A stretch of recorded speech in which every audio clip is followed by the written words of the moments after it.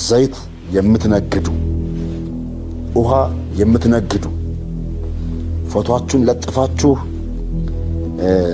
የሚፈውስ ዘይት ያላችሁ ህዝብ የምታታልሉ በሙሉ አቁሙ። ከዚህ በኋላ የምክር ጊዜ የለም። ከዚህ በኋላ የሚኖረው እርምጃ ነው። ይቀጥላሉ እርምጃዎቻችን። ከዚህ በኋላ ዘይት በሚነግዱት ላይ አብራን ቀጥለን ይቆማል። በቃ ዘይት የሚነግድ ቡድን ለብቻ ወጥቶ ሌላ ሃይማኖት ያቋቁማል። የወንጌል አማኙ ግን እኛ እዚህ ለመድረሳችን ንጹህ ወንጌል ስለተሰበከ ነው። አባቶቻችን በዱር በገደል ለዚህ ወንጌል ዋጋ ከፍለዋል። የሞቱ አሉ፣ የተሰዉ አሉ፣ የተገረፉ የቆሰሉ አሉ። ተመልከቷቸው። እነዚህ ሁለት ቀይ ቡሌት ያደረጉ የመከላከያ ልብስ የለበሱ ሰዎች ጥቁር በላቸው ብለር አርጓቸው ፊታቸው እንዳይታይ። የነብዩ ጩፋ ወዳጆች እንኳን ደስ አላችሁ። አካውንቴን ፎሎ ላይክ 50 ጊዜ ያደረጋችሁ ይህንን ቪዲዮ ለነብዩ ጩፋ ወዳጆች አድርሱላችሁ።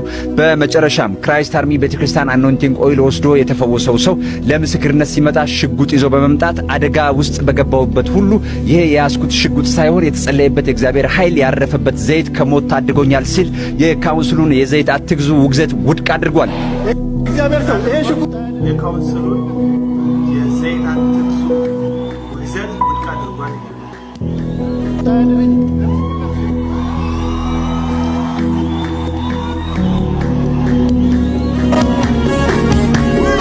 መግዛት ካለባችሁም አንድ አይደለም 10 ግዙም ሲል ተናግሯል። መግዛት ካለባችሁ አንድ አይደለም 10 ግዙ እንደ እኔ መፍትሄ ያገኝ ሲልም መልእክቱን አስተላልፏል። ለሐሳባችሁን በኮሜንት መስጫ ውስጥ ግለጹልኝ። ያለ አኖይንቲንግ ኦይል ነው የተኮሰው። እግዚአብሔር ሰው አትኩስም እንደ ይሉኛል አለቆቼ ከሰዋል ማስቀረት ይችላል። አንዱ ነው የራስሳው እኔ እኮ ያስኩት ይሄ ነው ብዬ ታውታው ሽጉጡ ያለ አኖይንቲንግ ኦይል ነው የተኮሰው ይላል።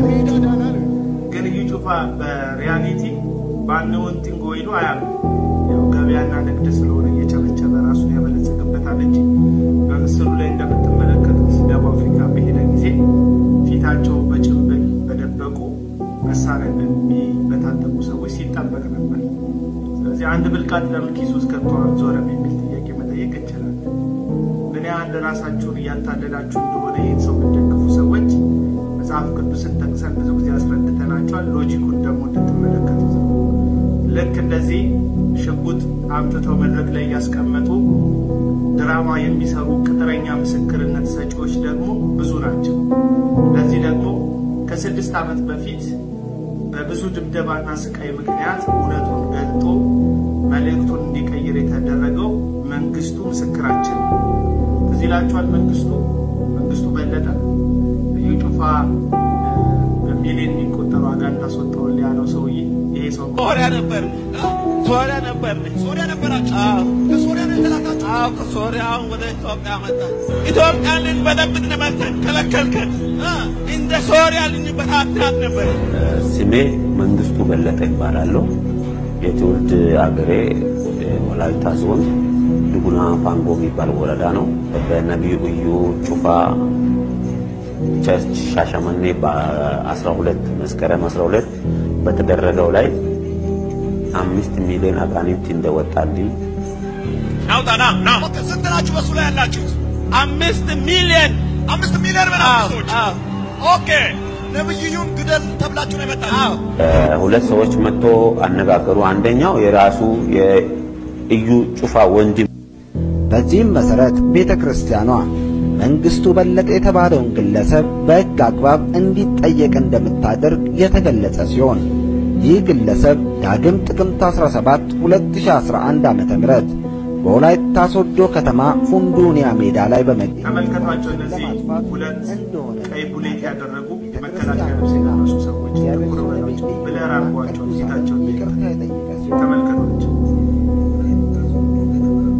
ይሄ ሰው ብዙ እንግልት፣ ድብደባ፣ ውክብ ያደርሱበት ይቅርታ መጠየቅ ባይፈልግም ቅሉ ግን ይቅርታ እንዲጠይቅ አድርገውታል። እነዚህ የመከላከያ ዩኒፎርም አድርገው መንግስቱም ላይ እንደዚህ አይነት ተመሳሳይ ነገር ሲያደርጉ የነበሩ ሰዎች ደግሞ መከላከያ ጭምር ማቃቸው እንደሆነ በዜና አውታር በመጨረሻም በአዋሳ አንድ ሃይማኖታዊ ስነ ስርዓት ላይ መለዮ ለብሰው ሰባኪውን ያጀቡት የመከላከያ ሰራዊት አባላት በቁጥጥር ስር ዋሉ። የመከላከያ ከፍተኛ ባለስልጣን የሆኑት ሜጀር ጀነራል መሐመድ ተሰማ ለመከላከያ ቴሌቪዥን በሰጡት መግለጫ ግለሰቦቹ የሰራዊቱን መተዳደሪያ ደንብ ጥሰው በመገኘታቸው መታሰራቸውን አድርገዋል። ሁለቱ የመከላከያ ሰራዊት አባላት ቀይ መለዮ ያጠለቁ ቢሆንም የኮማንዶ አባላት ያልሆኑ በህገወጥ መለዮን ያጠለቁ መሆናቸውን አብራርተዋል። ወታደሮቹ ለረፍት ወደ ቤተሰቦቻቸው በሄዱበት ወቅት ድርጊቱን መፈጸማቸው ተመልክቷል። በሐዋሳ በተካሄደው ስነ ስርዓት ላይ ሰባኪው እዩ ጩፋ ማጭበረር ፈጽመዋል በማለት በሌላ መድረክ የተናገረ ሰው ተይዞ ሲገባ የሚያሳይ ቪዲዮ ላይ ተጠቃሾቹ ወታደሮች በአጃቢነት ተገኝተዋል።